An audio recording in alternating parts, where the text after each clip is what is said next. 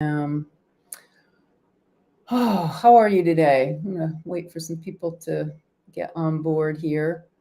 I want to do a live today, and hey guys, I want to do a live today and talk a little bit about just a lot of what's happening in the world and how we have the ability to respond to it by choosing our own experience, choosing our response to what's happening in the world.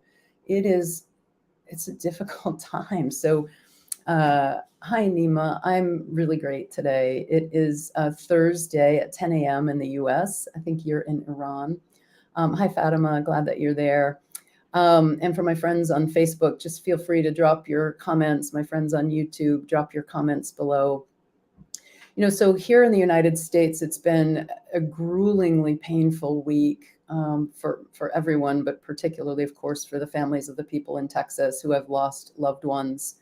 Um, can you guys hear me okay? My audio okay? Turn the heater off here. All right. It has been a grueling week in the United States with the shooting and the deaths of 21 people at an elementary school, and the news cycle is just endless. And the more that we hear about it, the worse it becomes, and what the police response was. And it makes me think that it's not just here in the United States, but there are really difficult things happening all around the world. So, I know a lot of my followers on Instagram are from Iran, and there's, a lot of political unrest and oppression there. India, there's a lot of unrest in India around poverty and the climate crisis. India has been going through extraordinary heat waves. So let's just take a look. We've got the global climate crisis with global warming and sea level rising and climate change in general. And then how we're using the planet, the plastic crisis all around the world, the plastics taking over the seas. Um, the guns and the mass killings in the United States are just off the charts. There was just one by an 18-year-old boy 2 weeks ago, and now this week, another one by an 18-year-old boy. So the mass killings in the United States, the rise of authoritarianism around the globe. Here in the United States, our CPAC, Conservative Political Action Group, had their annual convention in Hungary, where they had Orban be this main speaker. So and that's a authoritarian country that's just declared martial law. So people are losing their rights. I know in Iran, women's rights are very much infringed upon. So there's there's increasing disparity between rich people and poor people, the shrinking of the middle class. There's so much going on in the world, and many of us, many of my followers and I myself, I'm really energetically sensitive. Like I viscerally feel all of this pain that's going on in the world. And I know many of you do as well. So I wanted to talk a little bit with all of you today and ask you to really think critically about how are you going to be in the face of all of this? Because there's what's happening in the world, and then there's how you're responding to what's happening in the world. And they're two different things. So I want to talk to you today about the topic of creating peace. You might be like, Jackie, how can you talk to us about creating peace when the world is such a mess? And, the world is a mess, which is why it's so much more important that we think about creating peace. With so much going on in the world, not only how can you create peace, but you first have to recognize that you must create peace within. Gandhi was known to say, when you see something in the world that you don't like or that you don't want to be a certain way, when you see something in the world that you just can't wrap your head around, take a moment and say, I am that. And then seek inside of you to remove that part of yourself, to eliminate that hatred, that separation, that anger, that violence from your own thoughts, from your own emotions. So it's a really important time. The crazier things get and the more devolution we see going on around the world, it's a really important time to recognize that creating peace is an inside job. Creating peace is an inside job. It's not about relying on external factors and hoping that things are going to get better. You can't rely on external factors when you're talking about your own inner peace. So, in order to create inner peace, the first thing that you have to do is recognize what's happening within you, but also recognizing that you have the power to change. So, the minute that you've lost your center or you've lost your sense of inner peace is the minute for you to engage in recognizing this is my life. I am the one who's making decisions. I am the one who's uh, taking action or not taking action. I'm the one that's staying in this relationship, even though it doesn't serve me. I just finished a coaching call with someone before I got on here this morning, and I helped her recognize that when she backs off from confronting her spouse about things that aren't going well for her in their marriage, and then, well, he gets upset, and I don't want to upset him, then you're allowing external factors to determine your experience in life. So I am very much of the mind of that a self-empowered life is the best life that you can live.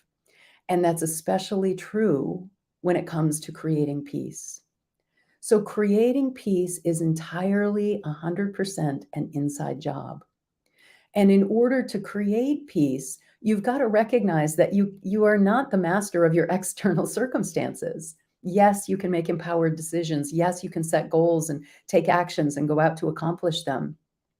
But you can't control every single thing that's happening in the world. Look at what happened in Texas this week. That's a really good indicator. Look at the rise in hate crimes in the United States. All of these things are indicators that you cannot control everything that's happening outside of you, but you can learn to master what's happening inside of you. Your inner response to the outer chaos is the most important thing for you to learn. So, I'm going to teach you 3 ways, the 3R rule for bringing peace to your inner world, regardless of your outer circumstances. Okay? You guys ready? I hope you're writing this down. So, I'm going to teach you the 3R rule to creating peace, regardless of your outer circumstances. And the first R, or let me tell you what the 3Rs are, and then I'll break them down a little bit. They are reflect, refocus, and reset. So the 3R rule for creating inner peace: reflect, refocus, and reset. So the first one, reflect. What do I mean by that? You know, you cannot change your inner world at all without bringing awareness to what is happening in your inner world. So when I say reflect, I mean look at your inner world and bring awareness both to what's happening outside and around you and what's happening inside of you. When you're looking at your inner world, label for yourself how you're feeling. Actually put words to it. Notice each element of how you feel.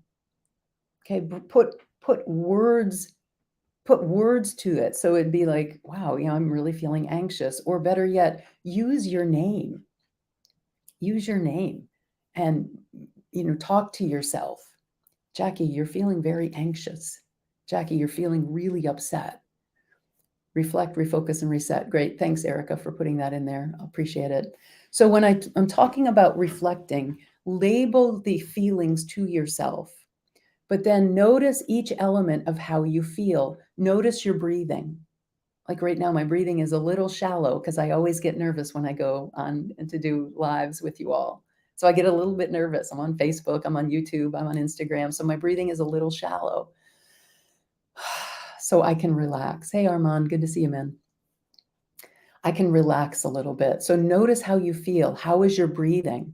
How are your muscles? Are you holding tension? How's your belly, your chest? Do you feel constricted?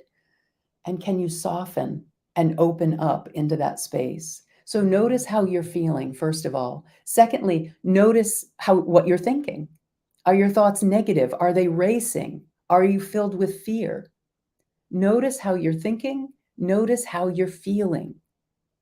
Okay, what are your thoughts doing? Then the third one is notice, this is under reflect. The third one is notice how your energy field feels. How's the energy around me? Do you feel heavy and burdened? Do you feel agitated and kind of, kind of buzzy, a little bit racing? What's your energy feel like? Notice that. So the first thing is just reflect. It's pause, notice your emotions and label them. Notice your body and alter, soften, slow your breathing, deepen your breathing. Notice your thoughts. Okay, the second one is refocus. So reflect, refocus is number 2. Refocus means determine what state you want to be experiencing. How do you want to feel right now? Use your mind to choose a higher state, a more balanced state. Use your mind to choose a more focused state. So, meaning, use your mind to change your body and your brain. So, one of the ways that you can do that is to think about what are your values? For me, freedom, fulfillment, passion, transformation of consciousness, contribution to the greater good, those are the things that I value. So I always want to be engaged in those things. So when I'm over here, like, worried or angry about our country, or I'm worried about the way the world is going, I've got to refocus and then refocus on my values so that my internal state can align with the person that I'm committed to being. So reflect on your values. Is this the person I want to be? Do I want to be all racked with anxiety and fear and upset and agitation? No, I don't value that. I don't value being agitated. How can your values guide your decisions and actions? For me, it was my values that guided me to this topic for my Instagram Live today about creating peace. I want people to be thinking about, if there are difficult external circumstances, how do I bring myself to a center? So determine the state that you want to feel.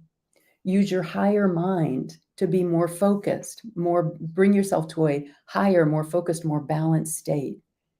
Think about and reflect on your core values, and then use those values to center yourself in the person and experience that you want to be. And then the third piece of refocus is simply choose peace. Choose peace. Like just right now, I can choose peace instead of this. Choose peace.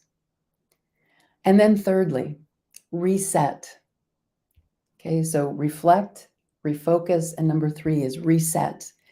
Engage in self-talk that will shift your state from this kind of frenzy, worried, anxious, angry state. Engage your self-talk. Use your name when you speak to yourself. Jackie, you're feeling upset and angry at what's happened in the world. The neuroscience research shows that when you use your name or talk to yourself in the second person, it actually has a much greater effect at bringing your state back to a balanced, centered way of feeling. So use your name. Fatima, you're feeling anxious right now. Armand, you're feeling upset. Armand, you're feeling angry. Use your own name. Then the next thing is learn to use a mantra. A mantra is just a simple statement that can recenter you in a very quick moment. So one of the mantras that I like to use, and I'm going to encourage you to use, is simply this: you can choose peace instead of this. So when I'm feeling anxious or upset about what's happening in the world, I look at the stories coming out of Texas, and I get really upset about what's happening in our world. But I recognize that my being upset only contributes to the problem. That's not to say that it's okay what's happening in the world, but me bringing anxiety and anger to it is not going to help the world. What's going to help the world is for me to choose peace and put that vibration into our planet. I want to be the vibration of peace so that other people can see that and feel that. And inside of my vibration of centered peacefulness, other people can feel that hope and possibility as well. From that centered place of I can choose peace instead of this, choose your actions from there, from that place. Otherwise, you're just going to be reacting to the fear and the anger at what's happening around you. You see that everywhere in the United States right now. I think you see that in Iran as well. Choose peace instead of this. And then from that centered place, yes, go to the rallies, get on the phone, call your government representatives, form a local discussion group, or even move to a different country. I have coaching clients from Iran right now who are working with me around the very real possibility of leaving the country to experience greater freedom. I have people in the United States right now who are wanting to make that choice.